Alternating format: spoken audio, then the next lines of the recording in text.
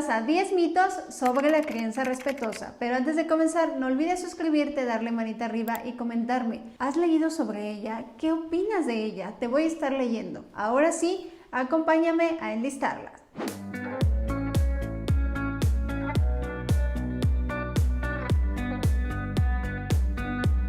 1. Son padres poco comprometidos. Falso.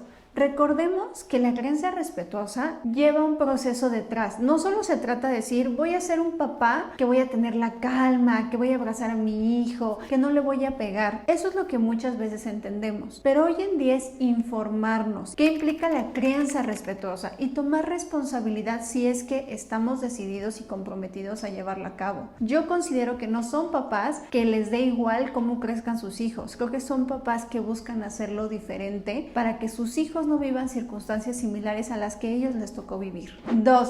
No existen los límites. ¿Por qué creemos que el no pegarle a un niño significa que entonces no le estoy poniendo un alto a un comportamiento incorrecto que está teniendo? Yo sé que nuestra generación y generaciones pasadas vienen de una crianza donde no obedeces, viene una consecuencia o mejor dicho, un castigo a lo que estás haciendo. Y muchas veces ese castigo es te pego, te jalo, te pellizco, te jalo el cabello, o sea, muchos comportamientos donde creemos que eso corrige al niño. Pero te tengo noticias, papás. Eso lo que genera es que dañes emocionalmente a tu hijo. Porque en el momento en que tú lo exhibes, en el momento en que tú le dices una frase que puede ser hiriente, estás lastimándolo emocionalmente. Esto no significa, y te lo vuelvo a repetir, que dejemos pasar por alto situaciones que necesitan una corrección. Pero la corrección no tiene que venir desde una agresión. Porque a lo mejor, y me ha tocado escucharlo mucho, es que a mí me pegaban y yo crecí y mírame, trabajo o estudio, no me pasó nada. A lo mejor eres una persona funcional. Eso no significa que no tengas temas que resolver internamente. Y justo porque lo normalizaste por la crianza de la que tú vienes, piensas que esto es algo que se debe de seguir. Pero ser papá es un compromiso de trabajar en ti, capacitarte lo más que puedas para llevar dinámicas diferentes con tu hijo. Y eso no significa que todo el tiempo lo vamos a hacer correcto. Significa que estás dispuesto a mejorar lo que tú conoces. 3. Son niños malcriados.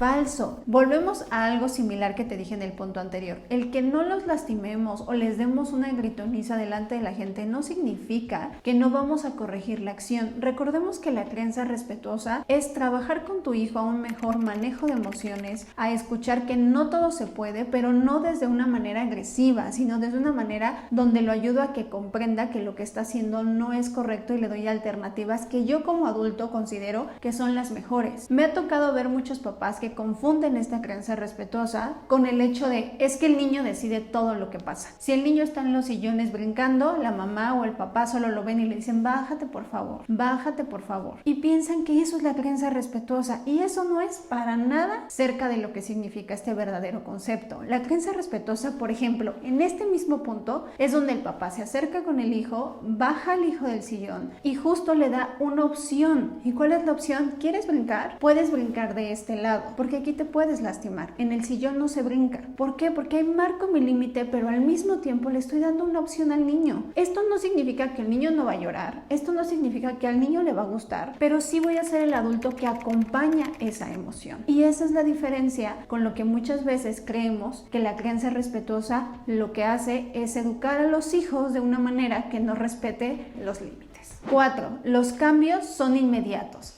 Falso. Me encantaría decirte que ya solo por tener la intención vamos a lograr tener conciencia de toda esta información. La realidad es que no. Hoy en día ya hay especialistas que se dedican justamente a eso, a darte asesoría de cómo manejarte en ciertos entornos. Y que justamente para comenzar a informarte pues hay libros, hay videos, obviamente de personas especialistas que nos hablan de cómo empezar a introducirnos en todo esto y llevarlo a cabo a nuestras posibilidades, porque recordemos que cada familia es única. Y cada familia tiene demandas muy específicas. Esto es un trabajo muy profundo porque la gente solo se queda con lo que ve arriba de crianza respetuosa es déjalo que haga lo que quiera o crianza respetuosa es háblale bonito, pero realmente eso no es, más bien es informarnos, capacitarnos y llevarlo a cabo y entender que tenemos que ir aprendiendo, que no siempre va a salir a la primera, pero si tenemos una constancia vamos a tener un mejor desempeño nosotros como papás y obviamente un mejor resultado con nuestros hijos porque también ellos van a vivir un proceso al mismo tiempo. No es ya lo hice una vez y ya funcionó y ya nos quedamos para siempre, sino es lo intento y lo trabajo y con esta asesoría voy corrigiendo lo que yo estoy haciendo mal o simplemente lo que estoy viendo que hace mi hijo y que yo no tengo ni la menor idea de cómo manejarme o conducirme, pues ahí es donde entra el especialista. 5. La crianza respetuosa es perfección. Falso. La perfección, ya lo hemos dicho en otros temas, no existe. Simplemente la crianza respetuosa me va a ayudar a que yo me relacione mejor con mi hijo y que mi hijo crezca con otras estrategias y herramientas para conducirse en la vida. Si yo espero que con esto mi hijo no se meta en dificultades, mi hijo todo lo haga bien, mi hijo vaya excelente en la escuela, mi hijo me cuente absolutamente todo, estoy en un error. Llevar una crianza respetuosa, vuelvo a repetirte, es darle herramientas para que tenga una mejor gestión de emociones, que ponga límites, que tenga claridad de cómo respetar a los otros, que tenga una conciencia, una empatía, una asertividad, pero esto se va trabajando con el tiempo. No es una situación que va a pasar de un momento a otro y que también no significa que mi hijo todo lo va a hacer bien. 6. Si no hay castigo, entonces no aprende la lección. Falso. Eso es ya un pensamiento de abuelitas y muy atrás. Creemos que pegarle a un niño, gritarle a un niño, exhibir a un niño es la fórmula para que entonces él se sienta avergonzado y no lo vuelva a hacer. Y la realidad es que no es cierto. Lo único que generamos es que tenga poca valía, una baja autoestima, que no hable de sus emociones, que mejor esconda cosas, que sienta que las personas que deberían de cuidarlo son las que lo agreden. Y entonces así vamos generando los problemas que luego como adultos ya tenemos y ya sabemos porque tú, yo y otros pues hemos trabajado con situaciones que pudimos haber desarrollado diferente de niños, pero bueno, no fue así. Entonces el punto es justo eso, el que yo tenga una mejor dinámica familiar y que no tengan por qué espantarme o creer que mis padres me tienen que lastimar para que yo comprenda, porque eso es muy común. Papás, me ha tocado verlos en consulta que dicen, es que mi hijo pegó en la escuela y entonces yo llegué a mi casa y le pegué. Y entonces, ¿dónde queda la congruencia de lo que le estoy diciendo que está mal con lo que yo estoy haciendo? ¿O solo porque soy adulto está bien que lo haga? ¿O solo porque soy el papá tengo derecho a lastimarlo? Porque tú dirás, solo es una nalgada, Marlene, no pasa nada. No, sí pasa, lo estoy lastimando. Le estoy enseñando que la violencia está bien para corregir algo. Entonces, si nosotros encaminamos la información que hoy en día ya existe, podemos ofrecer una mejor crianza, ser papás informados, capacitados y no solo papás creyendo que el instinto es suficiente para hacerlo bien. 7. Es para padres que no tienen nada que hacer.